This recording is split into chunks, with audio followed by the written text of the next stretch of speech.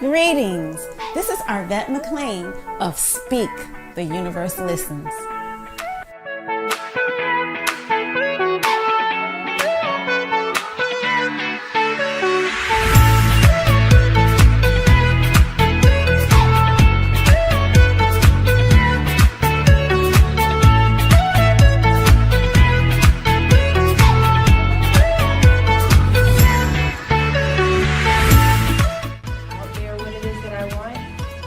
We cherish that. We love that particular piece of it because Teach people like, hey, it's okay.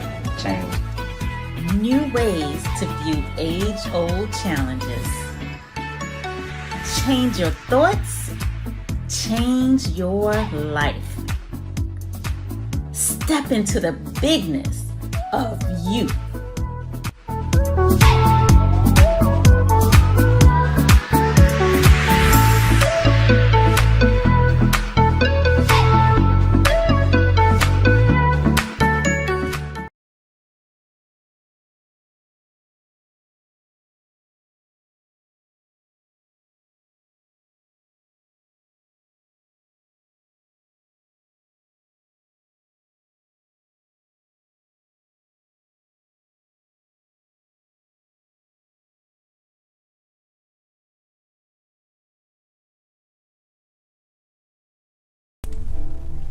Greetings and welcome to today's episode of Speak, the Universe Listens. And today's topic is how to overcome a lack mentality. I have Stephen joining me, Hey. Rodney, Hey. and Teron. Hey everybody. So how y'all doing? Good. Doing good. Good. I know it seems like we talk about overcoming lack a lot, but that's just kind of like the state of, I'm going to say, human affairs. Because a lot of times we see things from a space of lack. And it's almost like we think that there's just this limited amount of stuff and it's all locked away somewhere, and that, you know, it's divvied out, but it's an ending to it. And that, you know, some people might get more than others and it's not fair. Right. But really, if you think about it, like, as long as, let's just think about America, and just how it's grown and grown, and population has just increased and increased, and no matter how big the population has gotten, there's always been enough resources, and it's been more. So it's like resources are being created at all times. And so when you start thinking about a place of things of being limited in supply, that's one of the things we really have to question is, why do we think that things are in limited supply? Yeah. When I think about the lack mentality, I often think about it like, I feel like in the world there's always random things that are having like a shortages, and then like it's just no longer a shortage. And I've started to think of it like, whenever like the shortage goes away, it's just enough people putting their mind on wanting that. Like enough people wanted some chicken wings, now there's no longer a chicken wing shortage. And so I think the way to just overcome the lack mentality sometimes is to just really put your mind on what you want, because it often appears like when you really put your mind on it. I think when you're in a lack mentality, I think it kind of puts you in the mindset that it's not enough. You know, like the term "not enough for everybody to eat," but it really is. And I think when you're in the lack mentality, it kind of puts you in a competition mindset a lot of times, and it have you competing against nothing really. You know, so I think a lot of times we forget that we are all creators, and we all can create what we want, and it's not a certain number on it. It's not a cap on it. You know, there's no ceiling on that. So I think when we get back to that thinking, then we get out of the space of lack. Yeah, for me, I would say just with that lack mentality, watch like your surroundings on like who you talking to and who you're dealing with, especially coming from a space of lack, because it's so easy to catch on to that energy, and then you're thinking that you're in lack when you're really not in lack, you know. So it keeps you in that space, so it's sort of hard to sort of transition up out of that. Didn't we just have a gas thing where people, it felt like the gas, it wasn't enough gas or Right. something like Yeah. that. Like, Pace was running out of gas, and it was like, you know, if you actually read on it, it was like, this only gonna be a problem for a day or Hey, something. I remember But that. you know, everybody went crazy. Lions always I down the street remember that. I for remember gas. that, You know? And it's like I gotta go get gas, and I gotta fill up 100 containers because it's gonna run out. Right. You know, You're like, what? Come on. Yeah. But yeah, so I said that to say we easily get into it. Like you were saying, we easily fall into that it's a lack of something. Right. We easily fall into that. I remember when I was a kid, it was this big thing about conserving electricity. So on every light switch, everywhere you went, it was like a sign on it saying, "Please turn off lights when you leave the room," or whatever. And it's like I just remember being a young person thinking, what if we run out of electricity? You know, but it's like we hear about stuff like that all the time. Like, you know, we're gonna run out of, there's not enough coal, or you know, something, Yeah. not enough gas. We're gonna run out of gas. Like for the long term, not just, you know, a blip. But we always hear about these things. But even if we were to run out of that stuff, something else would be created. Right. It's not like you're gonna be, you know, not have nothing at all. Right. Something's gonna be there for you. Yeah. I wanted to go back to something you actually said too when you said watch your surroundings. I would actually say watch them, but also challenge your surroundings. So if you're around people with the lack mentality, you kind of, we got to be the light. So you want to challenge them, like, yeah, you ain't got to think that way. You just Right. give them the positive outlook on it. And I think little by little, if everybody did that just once in a day, it would change the world drastically. It's so fun. I heard this lady, I was taking like a little webinar, and she told this story, and I was like, I had this exact same experience, but I like how she framed it. So she was saying that she was the type of person that when she goes to the beach, she'll just kind of sit on the beach, and everybody will, she's like, y'all can leave y'all stuff with me, and everybody else goes out and plays, right? And so she's like, wonder why I'm just sitting on the beach all the time. So anyway, she decided to do a scuba diving lesson or whatever. So she's like going up with her, I don't need to tell the whole story, so let me She ready to go Look, I'm ahead. gonna tell the whole story. But basic, long story short, she was hesitant about going out. And when she finally did, and she finally put her head in the water, I think it was snorkeling for real, not scuba diving, but she finally put her head in the water, and then she just saw it was just so much stuff, just so much stuff under there. And she was just like, wow. And it was just a breath away, like from here to, and it's like a whole new world that she had been missing for years. And so, but what she was saying is, it's the same thing with everything around us. Like, we don't even see all the goodness that's right here in front of us, but it's literally just a breath away. I think a lot of it has to do with like the communities we come up in. You know, you got people that haven't been out the neighborhood. You know, and I think a lot of times it's got to do with not believing there's more out there than just what you can see. A lot of times. For me, I would say I notice like just in society, right? It's a lack of love. You know, everybody wants it. Everybody say that, you know, the world needs to change, you know, and so forth. But for me, what I just started doing, and when I'm able to do it, I don't do it on an everyday basis, but for the most part, just give love, just randomly, you know, just randomly do it. I was walking with my friend today, and I seen this little girl, and she was looking at candy. Her mama told her no, right? I went on the head. I brought her the candy. Yeah, I brought her the candy. Come on, man.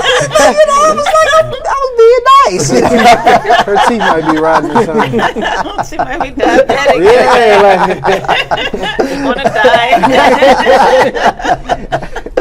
But you know, I mean, just like I mean, I just wanted to just to be able to give, you know.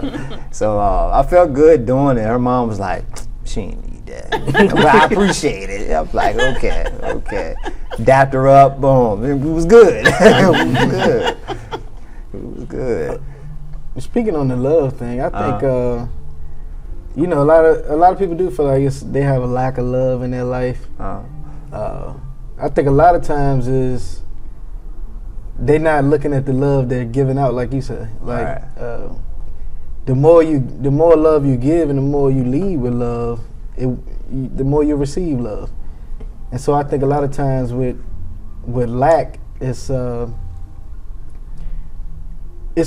of what you're putting out there too. Right. That's reflecting back. Absolutely.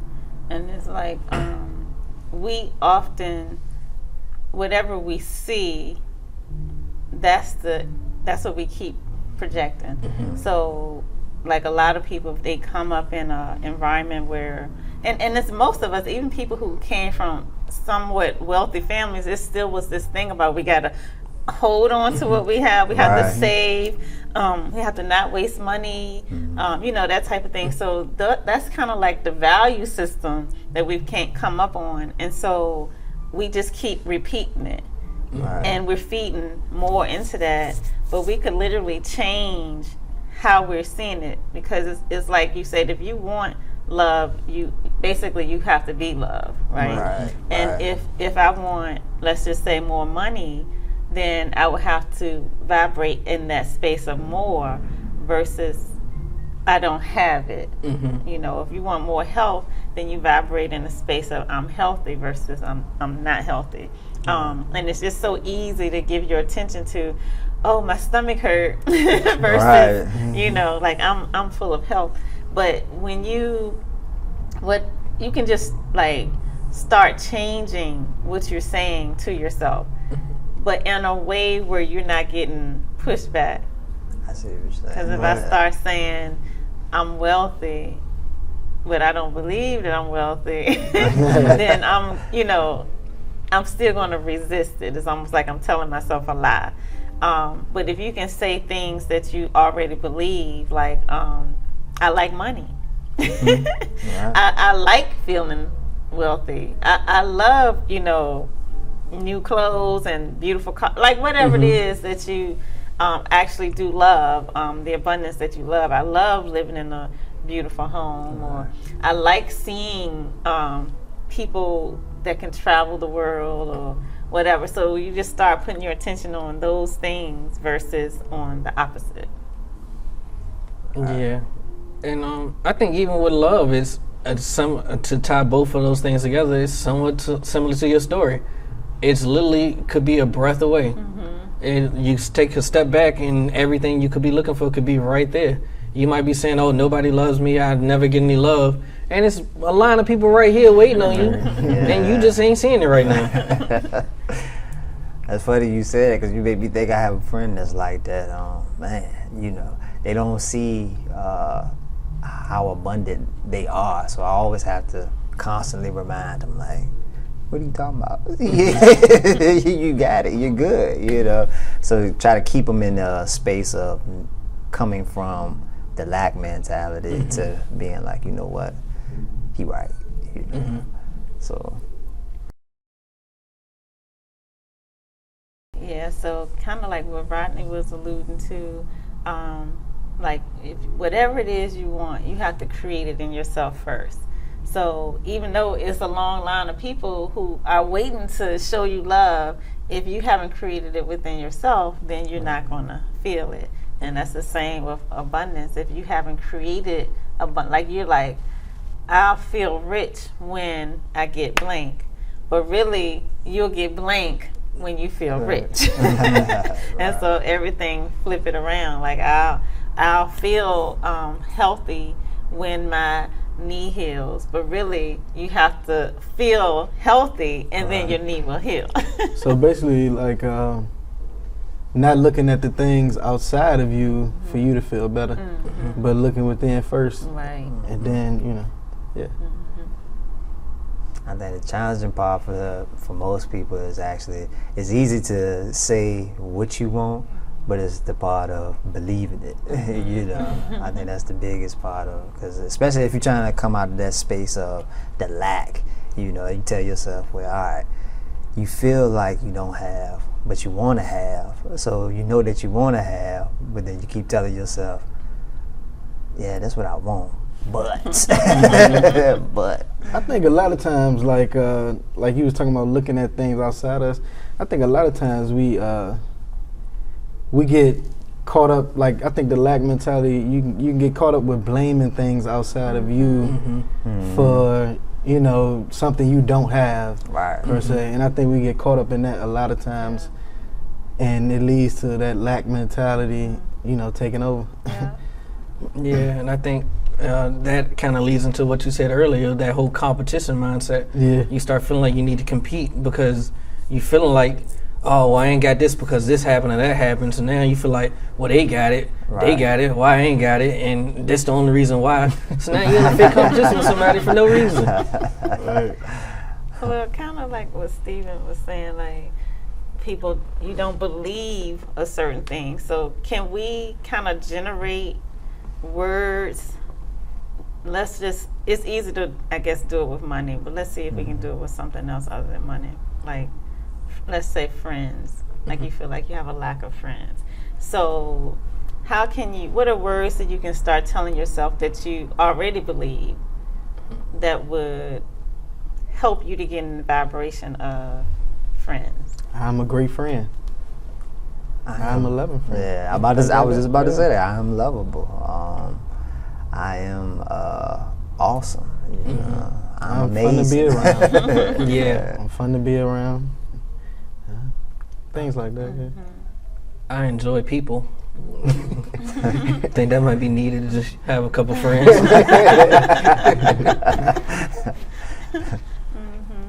And things like that you already know about yourself, like maybe you're a funny person, like so people would enjoy you. You know what I'm saying? People would enjoy me because I'm funny. People enjoy me because I'm smart. Just start coming up with stuff that you already believe is true. Let's do health. What's a set of words that we can start saying for health? I feel amazing. Well, I was going to say I'm able to get up and walk, but if that wasn't an ailment, basically whatever the ailment isn't, say something that you can do and opposed to it. So if your leg hurts, I'm able to stretch my arms. Yep. And maybe your other leg feels great. You can say, my leg feels great. You don't have to say which one. And like with your body, it does listen to everything you say. So if you constantly saying like I do, I can't say, oh, my knee hurt. So then your body's like, okay, we hurt then, But if I could start saying, both my knees hurt. If I can say, oh, my arms feel great, I love the feeling of running. I love it when I'm running effortlessly through the streets. I love participating in events and just feeling what I'm saying and knowing that those things I already can feel and feeling that in my body. I'm like, I love going to the gym, and I think about it. It makes me feel good. It makes me continue to go, to the gym. What would we say? Like, what would we say if somebody felt like they had a lack of opportunity? I think that's good. That's a great one. Yeah, let's see. I threw that one out there. I would say I'm creative. Yes. Create opportunity. I like that. I'm a creator. I'm abundant. Opportunities flow to me. Ideas run through me. Yeah. I thought that was going to be a hard one. I was still trying to think of something for that, though. What else could we say? Let's see. Like, think of opportunities that you've already had and focus on that. Like, it was great when I had the chance to meet such and such a person, or when I had the opportunity to go to school and whatever. And then, like, when you revisit those feelings, like what you just said, then they'll sort of refresh you, like, okay, to get back into that space of, like, okay, now I know how to create, abundance in my life. And it's like anything that you want, you can experience it today.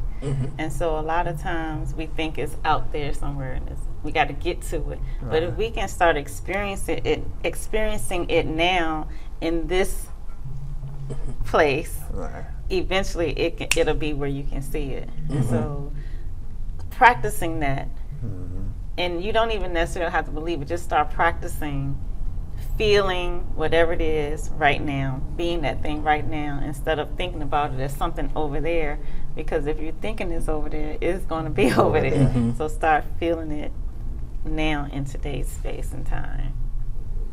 And I would, I don't know if he was wrapping up, but I would wrap up the getting over lack by feeling creative as well. And I don't think you can ever lack anything, but you can just create more of it. You know, I don't see how that can work. But so I would just say feel creative and always know that you can create anything you want in this life.